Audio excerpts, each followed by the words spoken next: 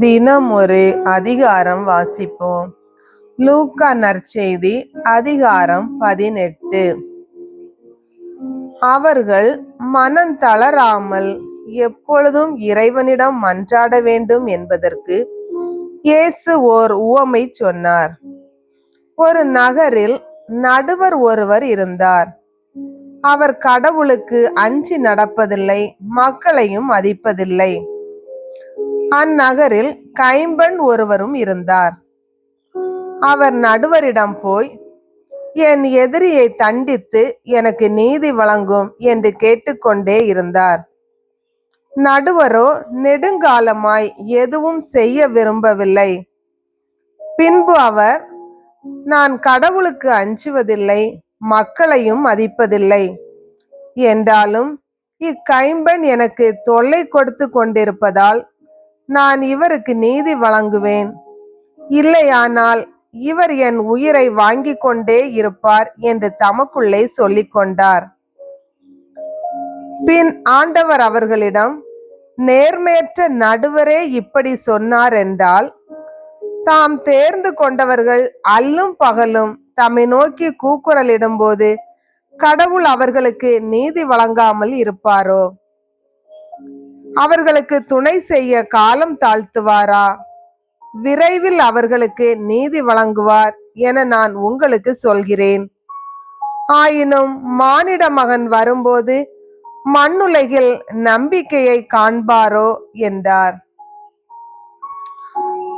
தாங்கள் நேர்மையாளர் என்று நம்பி மற்றவர்களை இகழ்ந்து ஒதுக்கும் சிலரை பார்த்து இயேசு இந்த உவமையை சொன்னார்.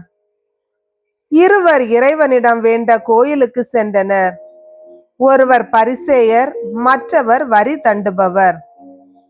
பரிசேயர் நின்று கொண்டு இவ்வாறு இறைவனிடம் வேண்டினார்: கடவுளே, நான் கொள்ளையர், நேர்மையற்றோர், விபசாரர் போன்ற மற்ற மக்களைப் போலவோ இந்த வரி தண்டுபவரை போலவோ இல்லாதது பற்றி உமக்கு நன்றி செலுத்துகிறேன். வாரத்தில் 2 முறை நோன்பிருக்கிறேன். என் வருவாயில் எல்லாம் 10 பங்கை கொடுக்கிறேன். ஆனால் வரி தண்டுபவர் தொலையில் நின்று கொண்டு வானத்தை அண்ணாந்து பார்க்க கூட துணியாமல் தம் மார்பில் அடித்து கொண்டு, கடவுளே, பாவியாகி என் மீது இறங்கி அருளும் என்றார். இயேசு, பரிசேயர் அல்ல, வரி தண்டுபவரே கடவுளுக்கு ஏற்புடையவராகி வீடு திரும்பினார். ஏனெனில் தம்மை தாமே உயர்த்துவோர் தாழ்த்த பெறுவர், தம்மை தாமே தாழ்த்துவோர் உயர்த்த பெறுவர் என நான் உங்களுக்கு சொல்கிறேன் என்றார். குழந்தைகளை இயேசு தொட வேண்டும் என்று அவர்களை சிலர் அவரிடம் கொண்டு வந்தனர். இதை கண்ட சீடர் அவர்களை அதட்டினர். ஆனால் இயேசு அவர்களை தம்மிடம் வரவழைத்து, சிறு பிள்ளைகளை என்னிடம் வரவிடுங்கள், அவர்களை தடுக்காதீர்கள், ஏனெனில் இறையாட்சி இத்தகையோருக்கே உரியது.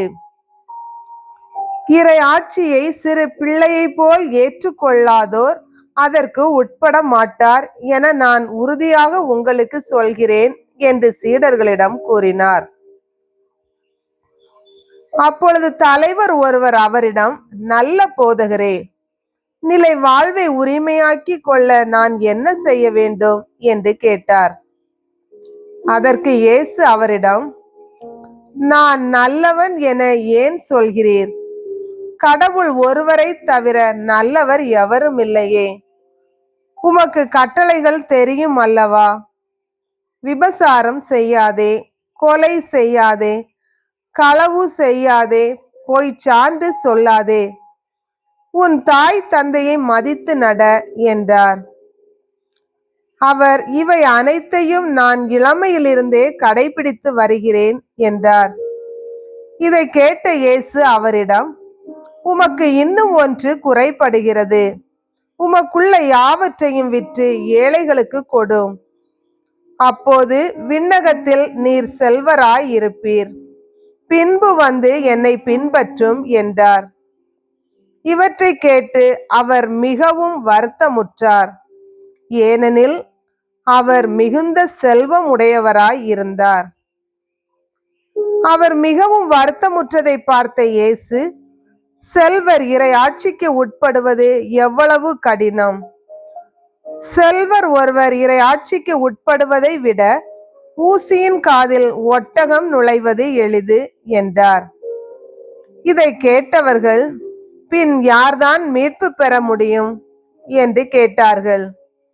இயேசு, மனிதரால் இயலாதவற்றை கடவுளால் செய்ய இயலும் என்றார். பேதுரு அவரிடம், பாரும், எங்கள் உடைமைகளை விட்டுவிட்டு நாங்கள் உம்மை பின்பற்றினோமே என்றார்.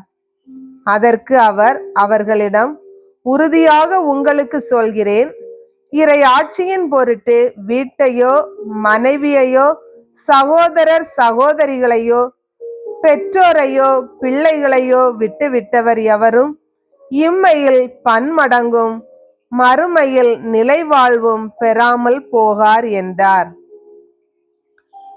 இயேசு 12 தம் அருகில் அழைத்து அவர்களிடம், இப்பொழுது நாம் எருசலேமுக்கு செல்கிறோம். மானிட மகனை பற்றி இறைவாக்கினர் வாயிலாக எழுதப்பட்டவை யாவும் நிறைவேறும்.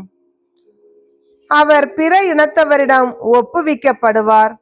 அவர்கள் அவரை ஏளனம் செய்து அவமானப்படுத்தி அவர் மீது துப்புவார்கள். அவர்கள் அவரை சாட்டையால் அடித்து கொலை செய்வார்கள். ஆனால் 3ஆம் நாளில் அவர் உயிர்த்தெழுவார் என்றார்.